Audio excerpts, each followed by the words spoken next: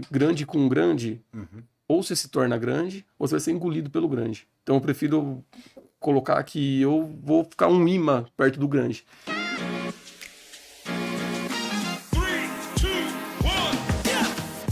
Sejam muito bem-vindos, meu nome é Daniel Luco, um dos fundadores do Grupo Labratiera, e vocês estão no Labratiera Academy, a escola de operações gastronômicas.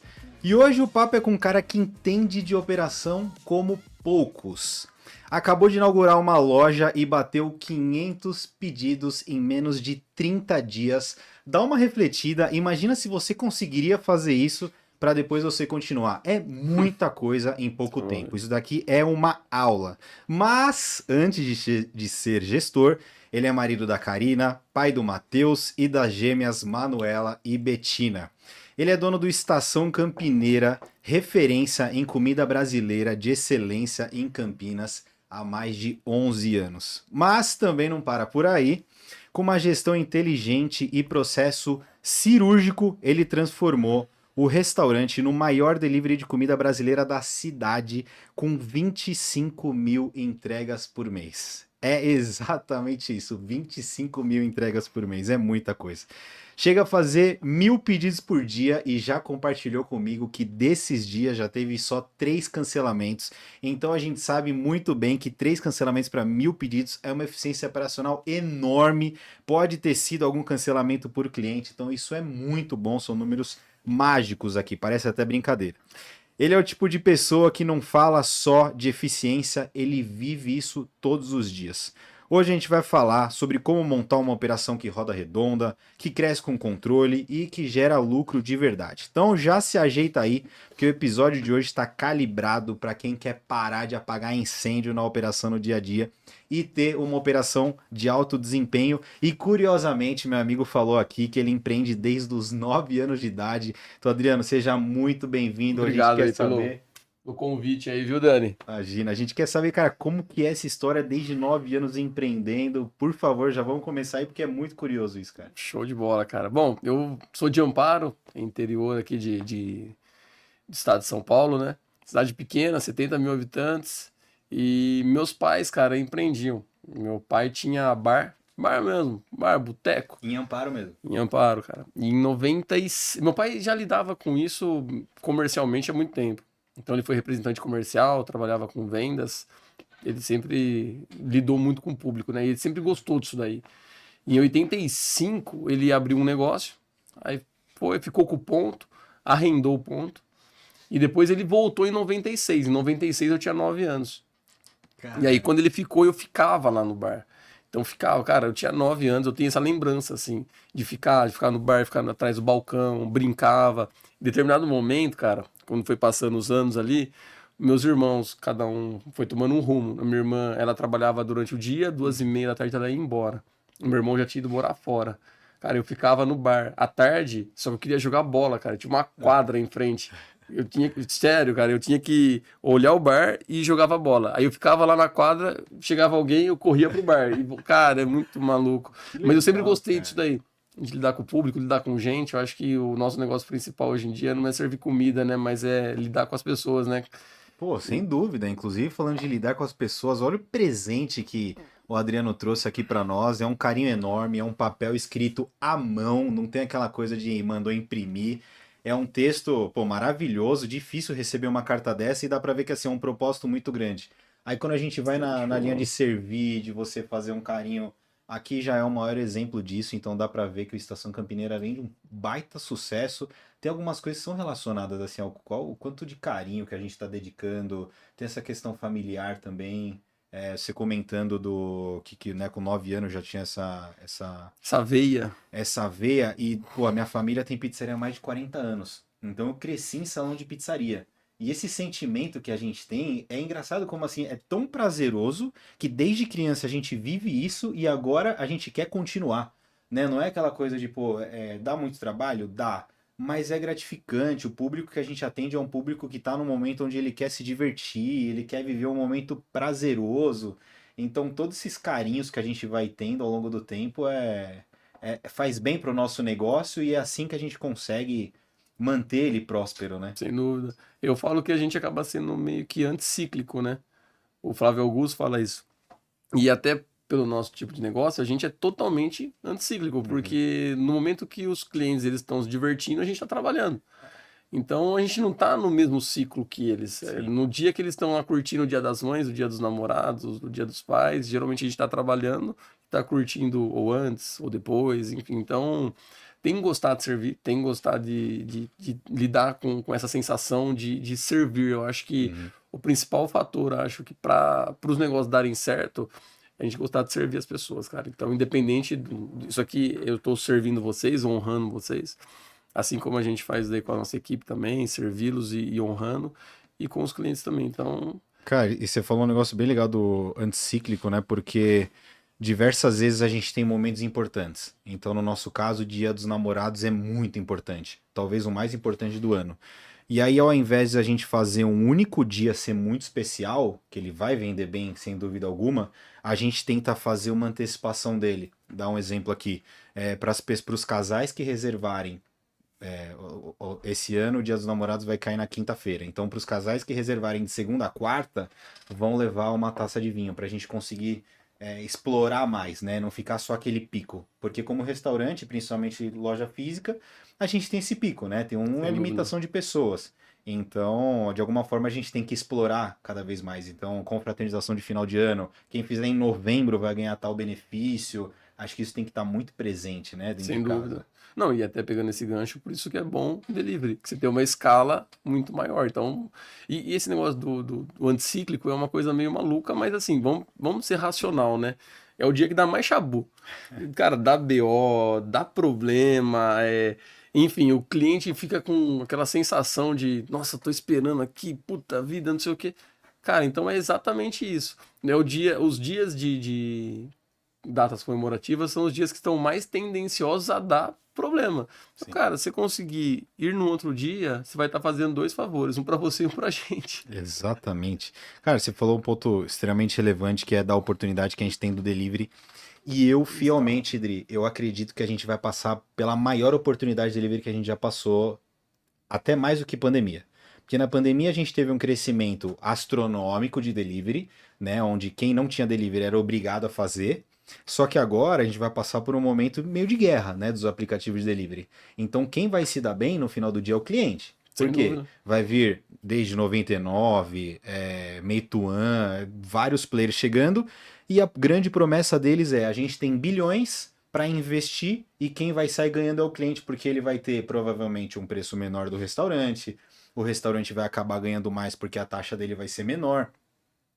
Então, no final do dia, me parece que o delivery ele é altamente escalável. Isso daí já por natureza é bom. Só que o comportamento do consumidor ele vai melhorar ainda mais. Por quê? Eu, dentro de casa, tem dia que eu peço 2 vezes delivery.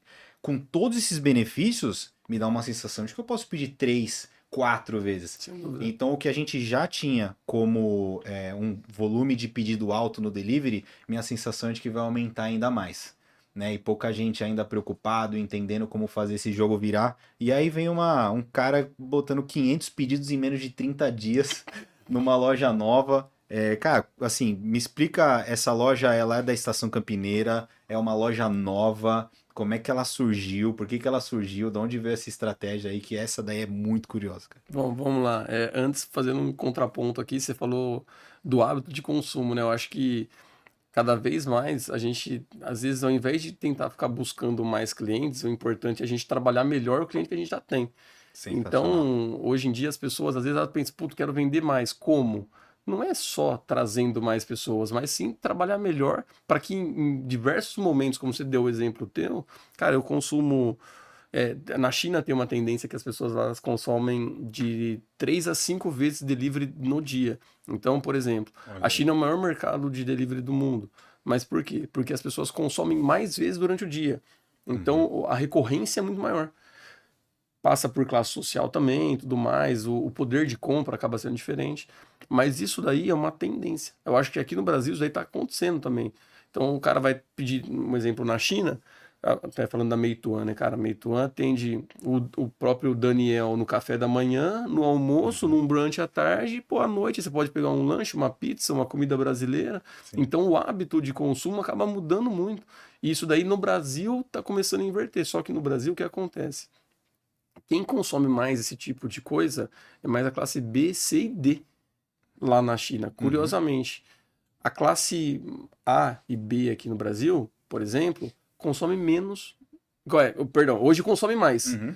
Mas a classe C e D aqui no Brasil consome menos por poder de compra aqui no Brasil. Então, se eles conseguirem atacar isso daí, que é essa classe C e D, que é uma classe mais volumosa, mais Sem populosa, dúvida. cara, o delivery vai escalar demais, vai crescer muito. Então, tem um campo de oportunidade muito grande ainda para a gente Que crescer. sacada.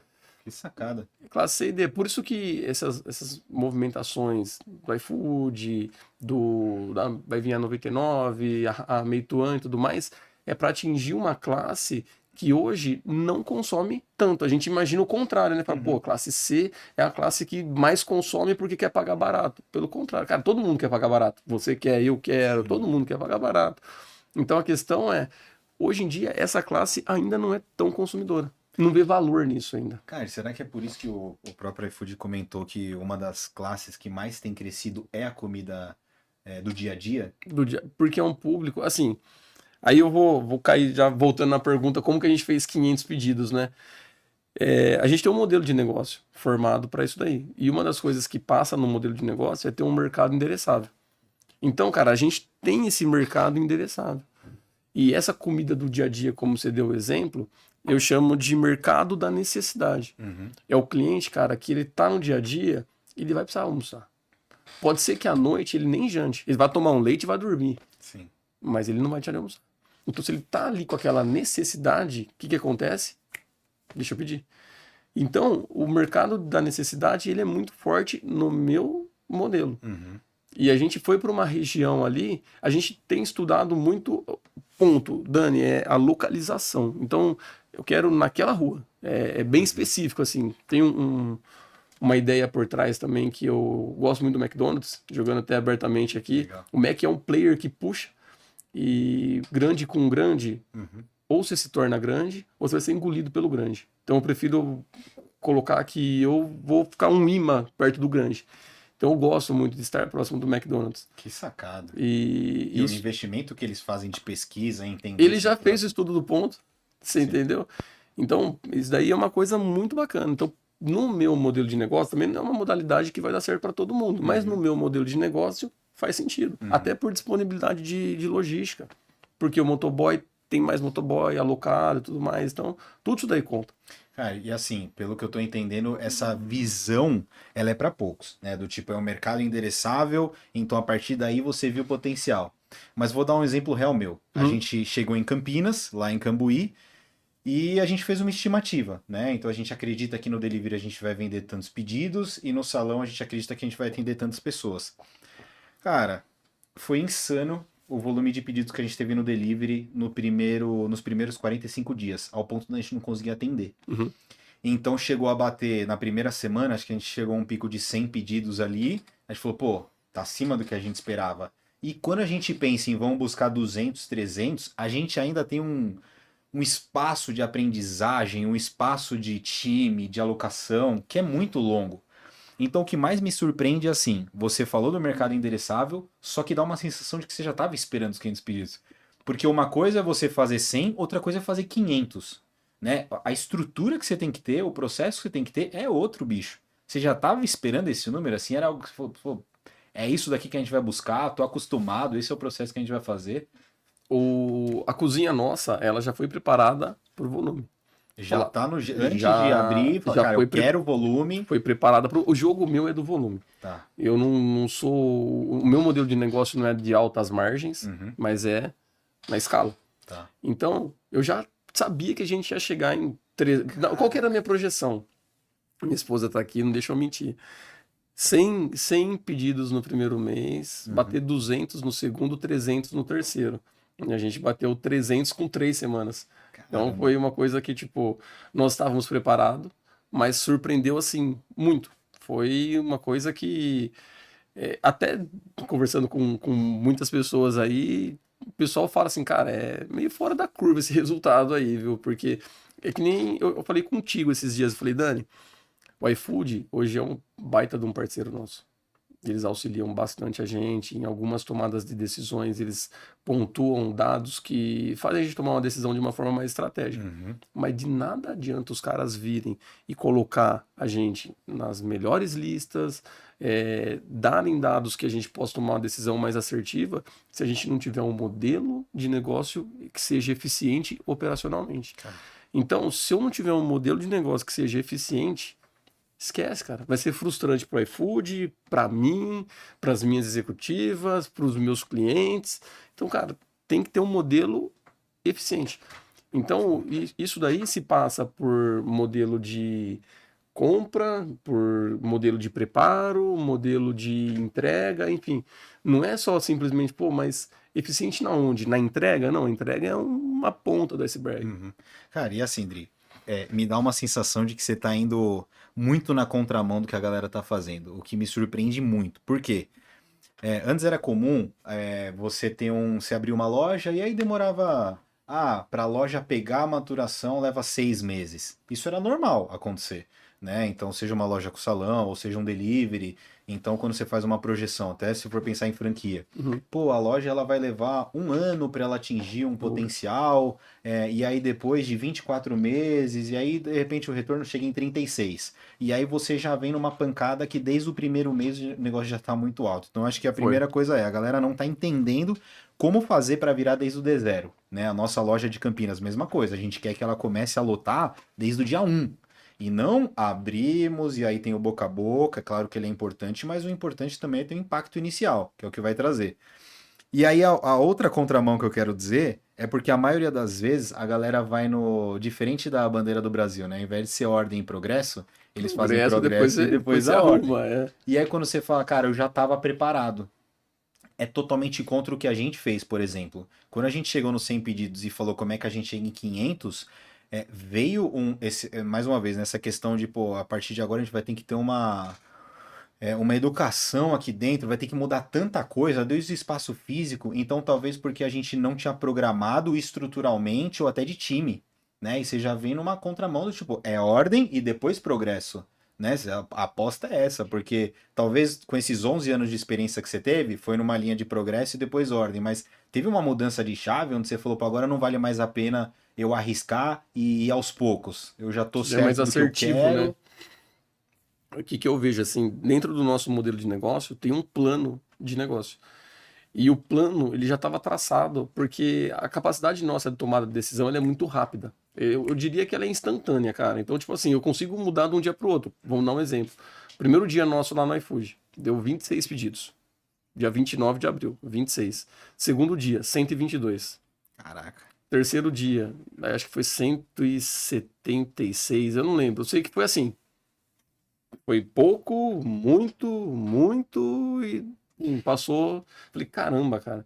Eu lembro que nós abrimos numa terça, no domingo já tinha passado de 200. Caraca. Então, tipo, foi muito rápido, mas eu já tinha um plano para isso. Por isso que eu falo.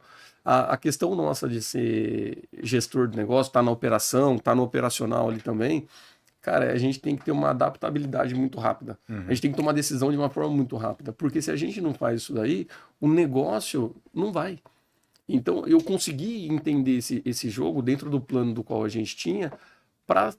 Puta, deu boom. Cara, o que a gente faz? A gente vai por aqui. A gente já tem esse plano traçado. Por isso que não foi uma dor pra gente. E tem uma outra coisa também. O modelo nosso não é complexo. Então, quanto mais complexo for, fudeu. Não dá. Então, você não pode ter complexidade no negócio. Esses dias eu tava lá no escritório do Felipe, do Manapoc, não sei se você conhece sim, ele ou não. legal. Cara, tem um abraço, Felipe. O cara é foda, cara. Que legal. Estão com 61 operações É e muita coisa. mais 20 vendidas. E ele falou exatamente E é isso. muito bom, né? Eu sou clientão. Não, sensacional, É. cara, não tem que falar. Cara, ele falou exatamente isso. Negócio que tem complexidade não vai, não escala. Então, o negócio nosso, ele não tem complexidade. Então, com isso daí, a gente consegue escalar de uma forma muito rápida. Você entendeu? E aí, cara, cai numa coisa, Dani. Você falou assim, pô, tem uma estratégia de progresso primeiro, depois a ordem. Eu vejo dessa forma também. E eu acho que a gente também teve essa linha. Só que dentro do plano que a gente traçou, cara, eu também tenho que saber o jogo que eu tô jogando. Então, por exemplo, eu também tô alavancado. Cara, cupom de desconto, promoções, o cliente vai olhar lá, eu ainda brinquei esse dia, eu falei, rapaz, tá mais barato comer na estação do que tomar brama no boteco, pô. Faz parte, Mas eu cara. quis jogar esse jogo. Sim. Eu tô ciente desse jogo. Então, pra mim, eu já tracei isso daí. Então, tá tudo bem. Sim. Só que cara, tem muita gente que tenta fazer isso daqui, mesmo alavancado de cupom de desconto de promoção, e, cara, ele não consegue bater 50 pedidos. Cara, você sabe que a principal estratégia nossa quando a gente nasceu foi ser 15% mais barato do que os nossos principais concorrentes, sabendo que a nossa margem ia ser Espremida ali. espremidíssima, às vezes até quase nada, né? A gente já chegou a comentar aqui algumas vezes, mas eu e os meus sócios, a gente não tirou salário durante 1 ano e meio. Justamente por isso. A gente não quer tirar. A nossa obrigação aqui é fazer com que o nome cresça, as pessoas conheçam a marca. Então, durante todo esse tempo, a gente foi 15% mais barato, porque a gente sabia que isso era um atrativo. Sem dúvida. Ah, mas depois, quando você subir, vai ter gente que vai deixar de pedir. Teve muita gente que deixou de pedir. Mas os 30%, 40% que ficaram, era o que a gente queria. É o funil. É o funil. É o funil. Então a gente sabe que quando coloca cupom de desconto, vai ter uma galera que vai estar só por conta disso e tá tudo bem, depois ele vai pro próximo, mas a gente garante com a qualidade e velocidade também. Né? A gente está muito mais preparado que uma pizzaria ou que restaurantes menores que não conseguem ter essa velocidade. E até falando em velocidade, quando a gente começa a colocar dentro de casa um nível de a gente tem que estar com o pedido pronto em 8 minutos, a gente começa a colocar uns critérios. E aí eu imagino que para atender tantos pedidos é natural isso, né? Senão vai começar a alavancar. E aí a sensação o time começa a dar uma sentida, né? Do tipo, ou você tem um time que é altamente capaz de atender nessa velocidade, ou começa a ficar aquela sensação do tipo, a gente precisa de alguma forma manter eles motivados, né? Então, você tem alguma forma de conseguir segurar o time nessa mesma velocidade, aumentar pedido? Uma coisa é eles estarem fazendo 100 pedidos e aí daqui 2 dias estão fazendo 300. O time acaba sentindo isso, né? Dá uma estressada um pouco ali, não tem... Principalmente nessa operação, que é uma operação nova, essa da loja 2, cara, sente, não tem como.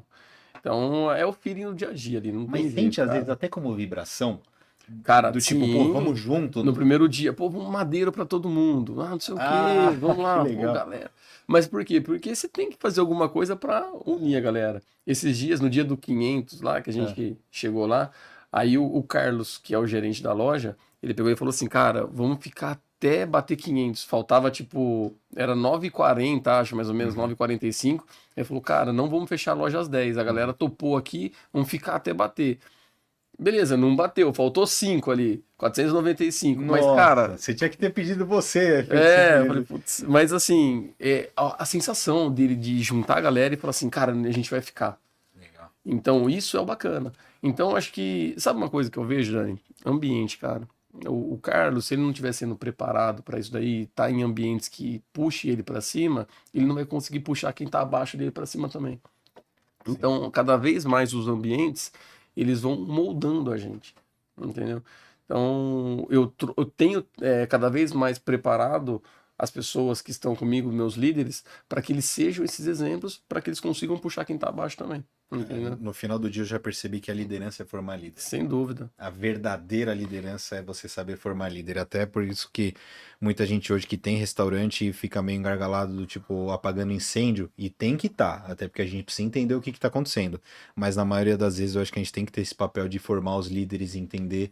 É o que a gente estava conversando um pouquinho antes, né? Quando eu comecei a sair também da operação, eu falei, pô, o negócio está indo melhor do que antes. Quer dizer, é ótimo, né? Tem pessoas muito mais qualificadas que eu vou Sem conseguir fazer o dúvida. trabalho. A gente, cara, eu penso de uma forma. A gente vai ser um eterno professor também. A gente é aprendiz por si só, porque, cara, a gente vai morrer aprendendo, mas a gente também tem que ser um professor. Sim. Então, falando no aspecto empresarial e profissional, eu treinei uma galera. Por exemplo, hoje eu treinei todos os meus líderes, aí deu uns 5 minutos, todos saem amanhã. Eu vou ter que começar de novo. E vai passar 5 anos, vai passar 10 anos, vai passar 15 anos, vai passar 20 anos. Cara, eu vou ter que treinar. Então, é engano daquele empresário que pega e fala assim, cara, treinei minha equipe, agora eu tô tranquilo. Sim. Cara, esquece, se der uma dor de... A pandemia veio aí pra provar que não tem estabilidade. Então, se todo mundo sair, eu vou ter que começar a treinar todo mundo de novo. E às vezes de uma forma diferente. Sim. Então, a gente tem que aprender aqui pra passar aqui. Mas tem muito empresário que, infelizmente, não vê dessa forma. Eu acho que, assim, a principal função nossa não é a pizza, não é a minha comida e também não é a minha entrega. É a educação. Se a gente não entender que a gente é uma escola de educação, porque, cara, a gente tem que formar gente, cara. A gente tem que fazer a galera crescer, uma ascensão social. Por quê? Porque, cara, se o cara não estiver crescendo, não adianta, cara, ele não vai performar. Então, no final das contas, eu vejo muito dessa forma. A empresa em si, ela vai ser uma eterna escola. Ah, sensacional. Inclusive, quando você fala desse ponto de a gente ter várias etapas, às vezes você pode treinar 5 pessoas, elas saem, na semana seguinte a gente volta. Quando você falou de um negócio com complexidade não escala, eu acho que vai muito de encontro com isso também, né? Porque se a gente tem uma complexidade até na forma de formar essa turma, automaticamente você vai ter uma complexidade quando Para treinar. isso vai acontecer. É natural, né? O turnover a gente já tá vendo que tá muito alto no nosso setor. Uhum. Então a gente sabe que isso daí naturalmente vai acontecer. Então quando você tem menos complexidade, com o maior valor agregado Torna-se mais possível, fácil, né? sem dúvida. Torna-se mais fácil. O negócio da complexidade, cara, eu vejo que uma das coisas que a gente fez lá também foi começar a contratar gente crua. Gente sem capacitação técnica, primeiro emprego. Cara, porque, assim, quanto mais o negócio vai crescendo, Uhum. as pessoas pensam, puta, eu vou ter mais dor de cabeça. Cara, não. Quanto mais vai crescendo, mais fácil vai ficando. Porque no começo é o empresidiário. É o preso dentro da própria empresa. É o cara que faz tudo. E à medida que o negócio vai aumentando de tamanho, Sim. sabe, você consegue delegar. No começo eu tinha um exemplo, né? Eu tenho que lavar a chapa, lavar o fogão, lavar isso e ainda atender no caixa. Cara, depois, não, pô, já tem uma pessoa no caixa, tem uma pessoa fazendo isso, outra pessoa fazendo aquilo. Você consegue delegar melhor. Começa a ter mais processo, tem uma metodologia por trás. É mais fácil.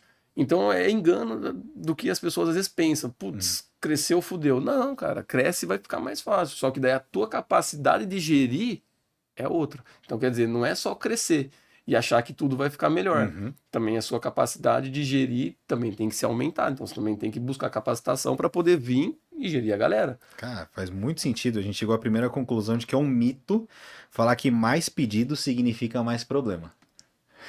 É. Esse é o primeiro mito. Aproveitando aí, mitos e verdades aqui, Dri, me fala a sua opinião se é um mito ou uma verdade que eficiência operacional é sinônimo de cortar custo.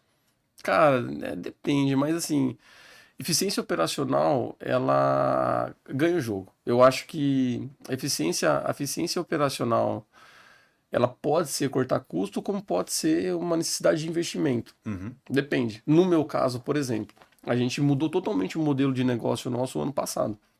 Em abril, mais ou menos, do ano passado. Então a gente mudou totalmente. E, cara, o meu modelo, pra você ter noção, eu vou falar um negócio aqui que às vezes parece loucura, mas um segundo tava me atrapalhando. Eu tinha uma embalagem selada, que eu utilizo embalagem selada tanto no à la carte e eu utilizava ela no almoço executivo. Uhum. O tempo de selar, cara, de você pegar e selar ela na máquina no almoço, que era um segundo, tava ferrando minha operação. Então, quer dizer, a operação não estava sendo eficiente. Uhum. Eu mudei para um outro modelo, que eu consegui ser mais eficiente, mas eu tive que investir. Caraca. Uhum. Cara, um segundo. Então, ao invés Tava, de você reduzir o custo, cortar custo, você acabei investiu. investindo. Em contrapartida, dependendo do que for, cara, pode ser que você tenha um investimento em maquinário que proporcione uma redução de custo. Então depende do momento, cara. No meu caso, foi investimento. Então não foi um corte de custo ali, assim, para eu ser mais eficiente. Teve que investir. Que sacada, que sacada. Só que também a gente foi, assim, mais uma vez falando de velocidade, né? Cara, a gente foi de 180 pedidos por dia para 500 pedidos por dia. Foi uma progressão, mas assim, de 180 foi para 250, depois foi para 300, depois para 400 e tudo muito rápido. Porque se eu for falar que a gente cresceu de 4.500 pedidos em abril, 4.500, em setembro a gente estava fazendo 10 ou 11 mil. E aí depois em outubro ou novembro, não lembro agora, e a gente bateu 13 mil pedidos. Então eu tô falando que a gente cresceu 300% em 6 meses, 5, 6 É meses. muita coisa. É muita coisa. Eficiência operacional. Tem coisa que é mito e tem coisa que é mitaço. Essa, pra mim, é um mitaço. Assim, a gente tem dentro dos nossos custos, dos nossos investimentos, 5% da nossa receita é destinada para investimento em eficiência operacional. Então a gente, desde a cozinha central, Legal. desde todo o processo que a gente faz, desde estrutura para as casas, que a gente vai melhorando aos poucos. Então tudo isso daí faz parte hoje do nosso investimento. No caso de vocês, é mais maquinário, treinamento? O que você considera aí uma... Principalmente estrutura. A gente começa a perceber que quanto mais a gente vai crescendo, mais espaço físico a gente também precisa. Espaço físico, que eu quero dizer, por exemplo, mais custoso para nós é câmara fria. Uhum. Então a câmara fria, ela tem uma necessidade, nossa, muito grande. Então eu não posso pensar que vamos comprar um monte de freezer ou geladeira para reduzir custo e isso daí vai ajudar a gente. Não, a gente precisa ter uma estrutura maior. Sem dúvida. Então a gente vai precisar armazenar mais. Se a gente comprar 2 toneladas de mussarela na semana, ao invés de comprar a cada três vezes na semana, a gente começa a ganhar no volume. Então hoje a gente joga o jogo do volume. Jogando o jogo do volume, a gente sabe que a gente precisa de mais espaço de armazenamento, os caminhões são todos próprios, caminhão próprio, a gente tem uma logística própria, tem que ter um time de logística. Então tudo isso começa a virar um custo para nós, faz parte dos 5%. A gente sabe que isso que vai trazer nossa eficiência operacional. Mas ao mesmo tempo, quando a gente pensa numa nova loja, a gente acabou de abrir o delivery de Pinheiros. A obra em si demorou 2 meses e meio. Para a loja começar a funcionar, demorou uma semana. Porque a eficiência operacional está toda pronta. A gente já tem toda a estrutura. A partir do momento que ela abriu, uma semana está tudo pronto. Todos os Rapidinho. insumos, é rapidinho. Então a gente consegue, inclusive, facilitar o processo de quem está lá na ponta. O Sem dúvida. pizzaiolo hoje é um pizzaiolo que não precisa ficar fazendo todos os trabalhos manuais o tempo inteiro, porque a cozinha central já faz isso, Você já tirou a complexidade da ponta. toda a Você já complexidade. jogou a complexidade para central e aí na ponta só a finalização, né? O pizzaiolo ele vai se preocupar com o que realmente importa, que é deixar a pizza bonita ali no final do dia, fazer com que ela fique no nosso padrão. Então é um trabalho muito facilitado. Sem dúvida. E isso é um investimento que a gente faz lá na cozinha central que você vai conhecer daqui a pouco lá. Show. Ô, Dri, mito ou verdade que para ter eficiência você precisa estar o tempo inteiro no restaurante? Não, isso é mito, pô. Mas assim, eu acho que a gente tem que ter gente que saiba operar. Então, se o dono, eu, no caso, proprietário, você diz, Uhum. Sim, sim. tá? Eu acho que o proprietário não deve fugir da operação. Uhum. Então, e tem essa questão que está muito difundida, né? Cara, saia do operacional e não sei o quê. Eu acho que assim, você não pode viver como esse termo que eu dei um exemplo, empresidiário, que é o cara preso dentro da própria empresa. Eu, quando comecei a estação lá, há 11 anos atrás, eu abri a estação, eu fechava a estação. Eu cheguei a um dia a dormir mais Caramba. do que o horário, como era eu que abria, a galera foi embora. Então você imagina, cara, eu morava na rua de trás, e era pra eu chegar lá às 8 horas pra abrir, eu acordei, era 10 para as 10, cheguei lá, tinha todo mundo indo embora. Aí liga pra um, liga pra outro, conseguimos abrir nesse dia, vendemos 60 almoços, depois em 2015. Cara, e eu falo pra você, cansado. Por quê? Porque eu abria e fechava. Então, hoje em dia eu não abro e fecho a estação. Então, eu acho que é assim. Mas não é porque eu não abro e fecho que eu não estou na operação. Muito pelo contrário. Cara, a gente abriu o Barão Geraldo agora. Legal. Cara, outro dia eu tava lá também, embalando frango e respondendo o cliente. É momento. Né? Então, não é uma coisa que eu vou fazer o tempo todo. Mas em um determinado momento, você tá ali. Eu acho que a questão nossa de empresário, ô Dani, eu acho que a gente tem que ser bilíngue, cara. Ao mesmo tempo que a gente tá na operação, você tem que olhar com o olhar de cima do guarda-chuva. Sim. Eu falo que ser bilíngue é bom porque senão, cara, a gente vai ficar ali só fazendo uma coisa só. Não, cara, você tem que conseguir olhar. Cara, eu penso a todo momento que eu tô fazendo alguma coisa ali operacional, eu falo, puta, como que eu melhoro isso daqui para que eu não tenha que ficar fazendo de novo? Sim. Entendeu? Essa bilíngue que você falou faz muito sentido, concordo muito também. E o principal é esse momento de virada de chave, porque do nosso lado é a mesma coisa. Assim, que dono de restaurante que nunca foi fazer uma entrega. Não tem como, existe. não tem. Não existe. Então, provavelmente o restaurante não deve estar indo tão bem. Alguma coisa aconteceu. Mas existe um momento também onde tem essa virada de chave, né? Então a gente precisa estar junto, a gente precisa fazer o que for preciso para quando tiver um pico de venda, a gente embala, a gente entrega, a gente faz o que for da refeição. Mas também tem um momento de você aceitar que se der uma bucha, você vai estar confiando nas pessoas que estão lá. Sem dúvida. Senão você cria um monte de bebê. Sim. Você vira babá da galera. Então, assim, você tem que deixar eles fazerem, tem que deixar eles errarem, tem que deixar eles terem as próprias experiências dele. O tem que deixar errar, eu acho muito bom. Cara, tem que errar, Eu não acho tem que é jeito. muito bom. Você é pai, eu sou Sim. pai também. Se os nossos filhos virar e falar assim, puta, caí. Não, agora você não vai mais ficar andando nem correndo, porque se você correr de novo, você vai cair. Pô, não vai mais correr nunca mais. Tem que Não, deixar cair. deixa cair, ué, deixa se machucar. É assim mesmo. Sim. E às vezes o empresário, muitas das vezes, na verdade, né? Ele quer fazer o quê? Cara, eu faço melhor. Pô, esquece. Centraliza tudo, eu faço melhor, mas se for eu fazendo, vai ser. Cara, loucura, ninguém vai fazer igual você, empresário. Mas tem que saber que enquanto você for fazer só você, você vai ter uma limitação, não tem como, não vai crescer, não vai escalar, enfim.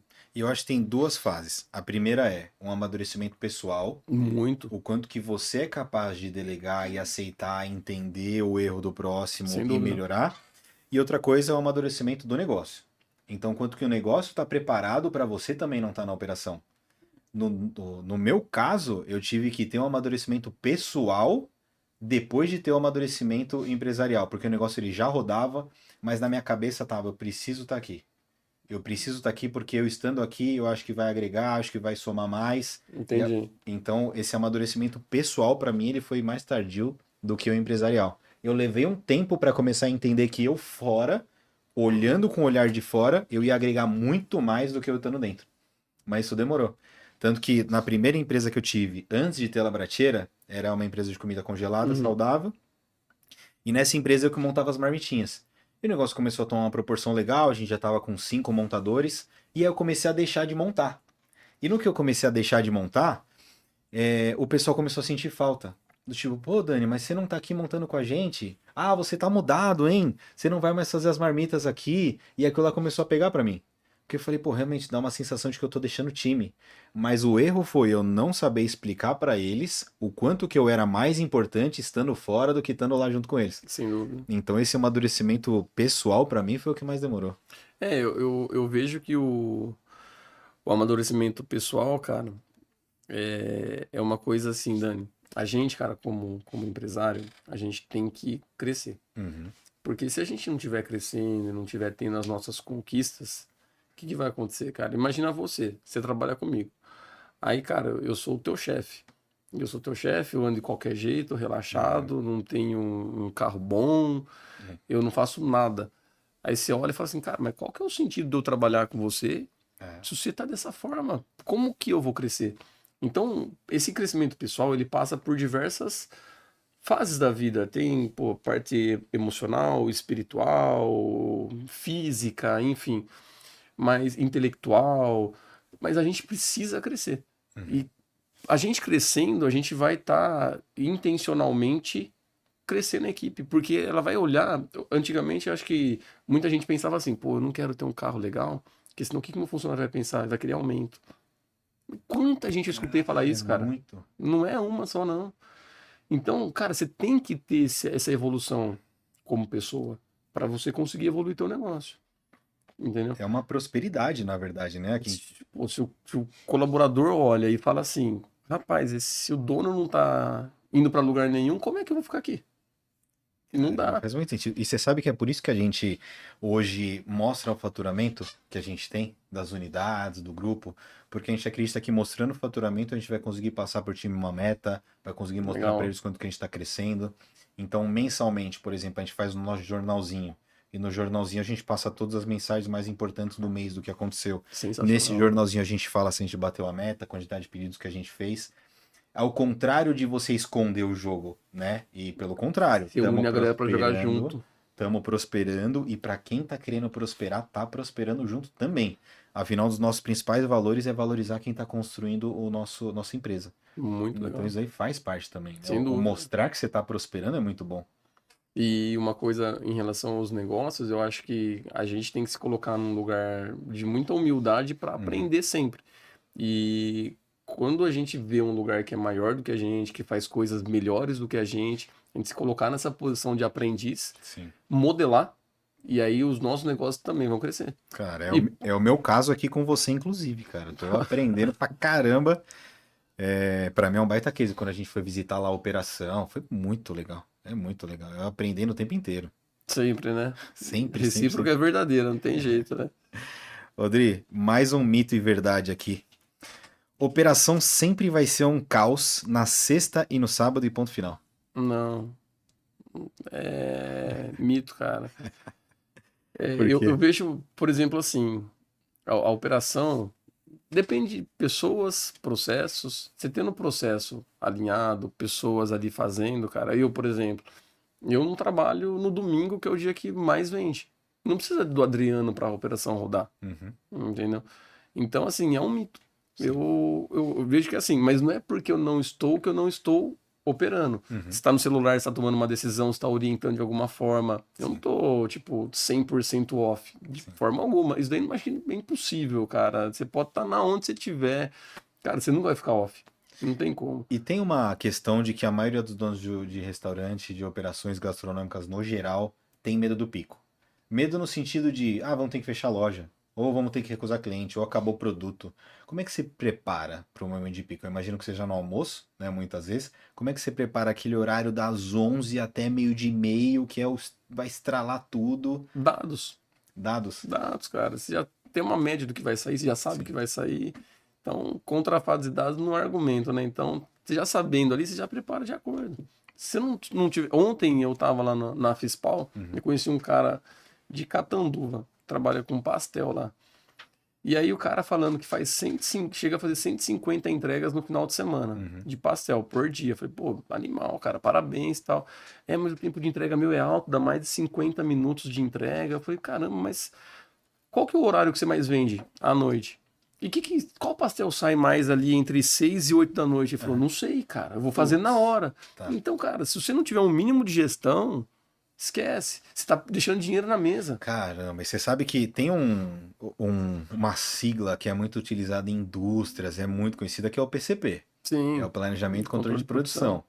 Enquanto o dono de restaurante não entender que ele tem que ter um PCP, mínimo que Sim, cara, seja, que seja num papel ali, mas você tem que ter, cara, um tem que ter. básico ali. Pegou o histórico da semana passada ou do mês passado, quanto que vendeu a partir daquele momento, quanto que a gente vai conseguir estimar, e aí até fazer o pré-preparo.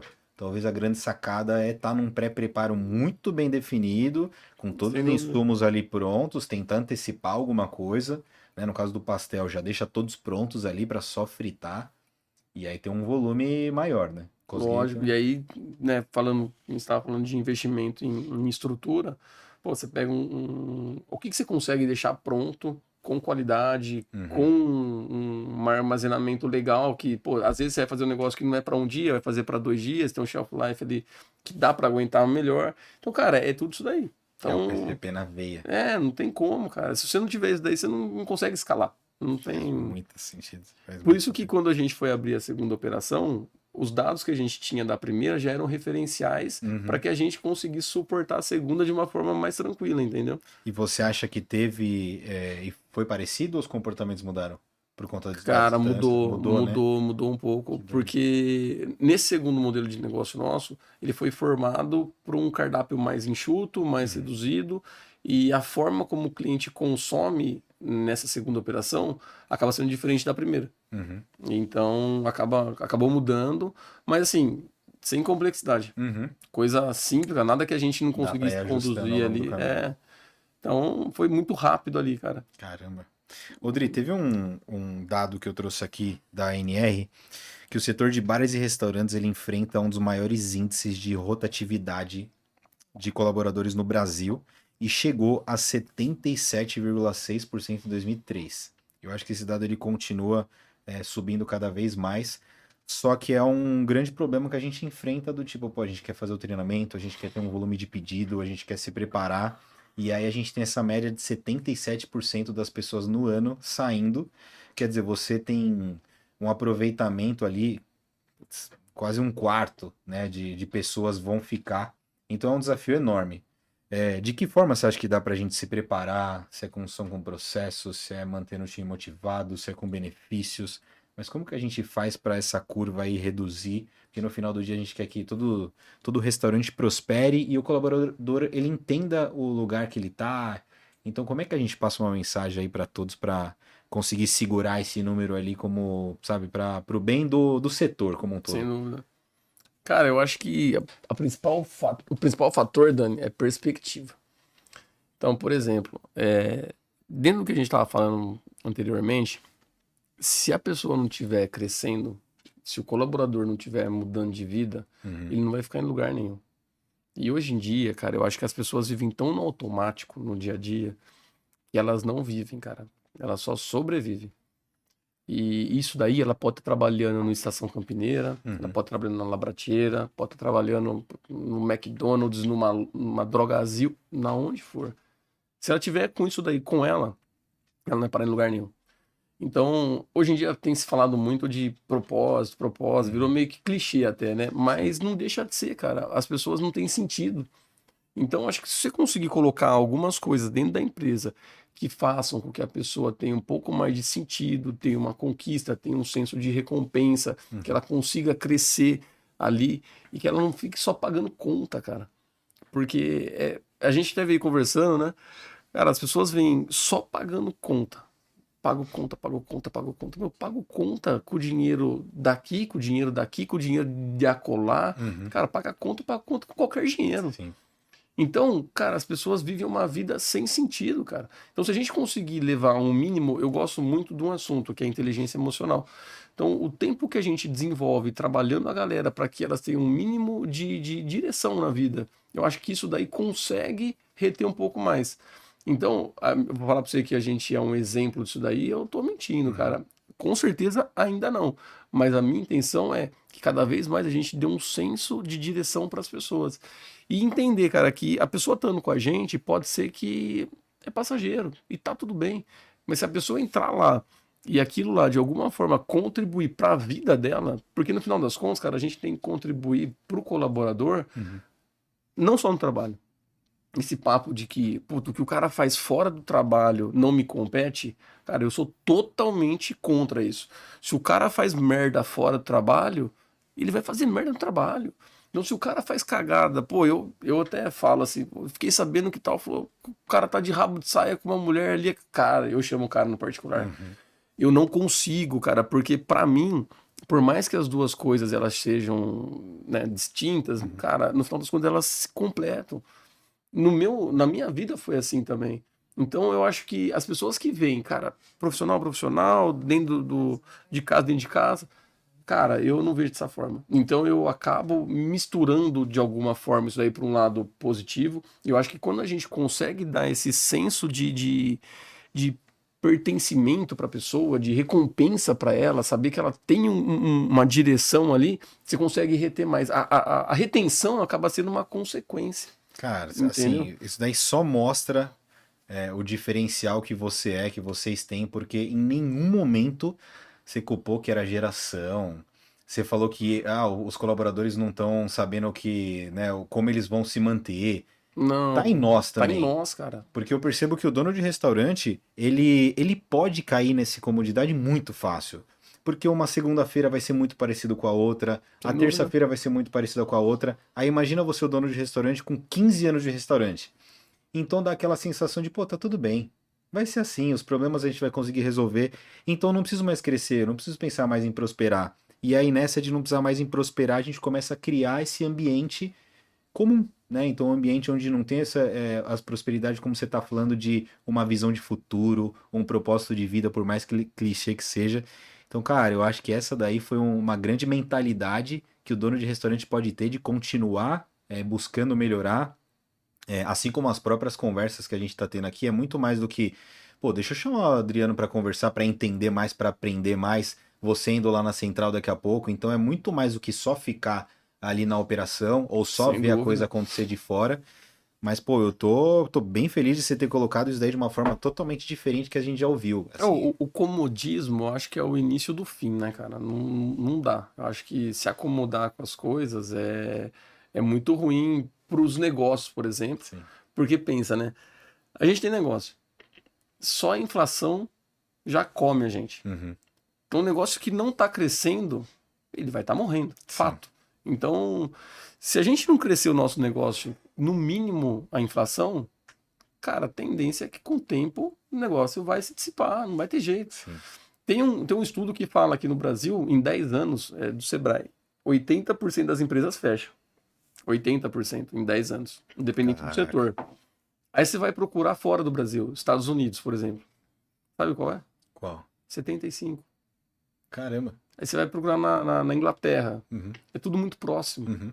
Aí você sabe qual que é a conclusão que eu tiro disso? Qual? Empreender é difícil em qualquer lugar.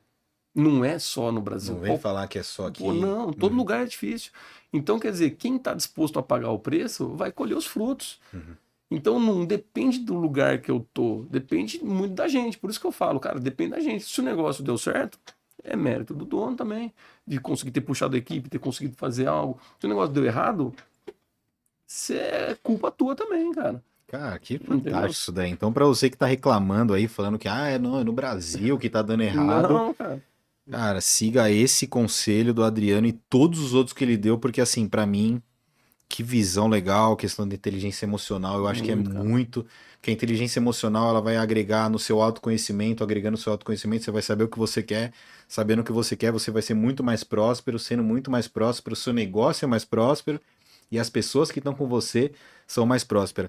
Mas tudo vem dessa inteligência emocional, que também pode parecer clichê, e, cara, faz total sentido. não é. Pô, eu tô super feliz desse papo, por mim a gente ficaria aqui muito mais tempo conversando. Foi muito rica todas essas informações, eu acho que, pô, pra quem tá ouvindo e pra mim também foi muito gratificante. Quero deixar aberto, se quiser passar uma mensagem aí pro time também, quiser fazer alguma consideração final, fica super à vontade, agora o tempo é totalmente seu, Dri. Cara, primeiramente, agradecer aí pelo convite mais uma vez, cara. Pô, Foi mais um tempo aí rico contigo aí. Eu aprendo demais com vocês. Vou aprender mais um pouco aí daqui a pouco aí também, sem dúvida, né? E, cara, falar que não é fácil, não é fácil. Crescer dói, dói muito.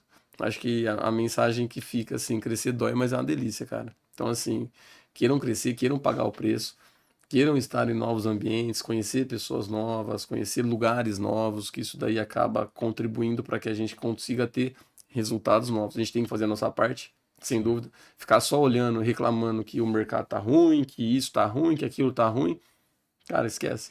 Não é para ter negócio. Então, vai trabalhar de CLT, vai jogar um outro jogo. Eu vi uma palestra do Ricardo Nunes esses dias, o cara lá, que era da Ricardo Eletro. Que legal. Falou, cara, para empreender tem que ter estômago. E sem dúvida, cara, para empreender você tem que ter estômago. Tem que estar disposto a pagar o preço e jogar o jogo. Não é fácil. Cara, nada vai ser fácil. Só que você tem que saber o jogo que você quer jogar. Então, Você falou da dor do crescimento, né? Que ela é prazerosa. E é muito louco isso, porque às vezes a gente vai contra alguma coisa que a gente conhece, mas a gente tem vontade, né? Então, seja, pô, a partir de amanhã eu tenho muita vontade de palestrar, mas é desconhecido, né? Como é que eu vou palestrar? Então, a partir do momento que você joga esse jogo do desconhecido, você começa a entender um outro mundo que ele pode ser muito mais prazeroso para você, e às vezes por algum motivo você acaba não crescendo, não evoluindo. Então, essa dor do crescimento aí eu acho que é uma dor. Quase que uma dor muscular para você pensar que muito, você sem só vai dúvida. conseguir ser resiliente, você só vai conseguir melhorar o seu físico, o seu mental com essa dor do crescimento. Faz muito sentido. Eu prefiro ter a dor da incerteza do que a certeza do fracasso. Então, cara, a dor da incerteza é porque você não sabe como é que vai ser. Eu prefiro ter essa daí, aquele frio na barriga e tal, do que ter a certeza de que, putz, se eu não fizer, não vai dar nada. Não, cara, então tira isso daí do ar e vamos jogar o jogo do arriscar. Sim. E o jogo do arriscar, ele acaba até virando um hábito, né? Você começa a trazer ele Muito, de uma cara. forma diferente. Você sabe que pode ter imprevisto no meio do caminho, isso aí faz parte do processo. Faz parte do processo. Tem que se você expor pra aceitar. aprender, cara. Aí cai a inteligência emocional, cara. Você tem que estar disposto a arriscar, aprender, errar, saber que, pô, você vai fazer, vai dar merda e tá tudo bem, cara. Mas o problema é não errar no mesmo erro e continuar sempre, né? Então, Ah, sensacional. Galera da Estação Campineira, parabéns. Eu tinha conhecido ele de perto, mas agora ouvindo a história do Adriano, sensacional. Estão de parabéns mesmo. Com um baita líder aqui também, falando tudo isso. Idri, obrigado pela participação pô, de hoje. mais Foi uma vez aí. honra. Tamo junto, Valeu, mano. sucesso para todos. Espero que tenham gostado. Um grande abraço. Valeu.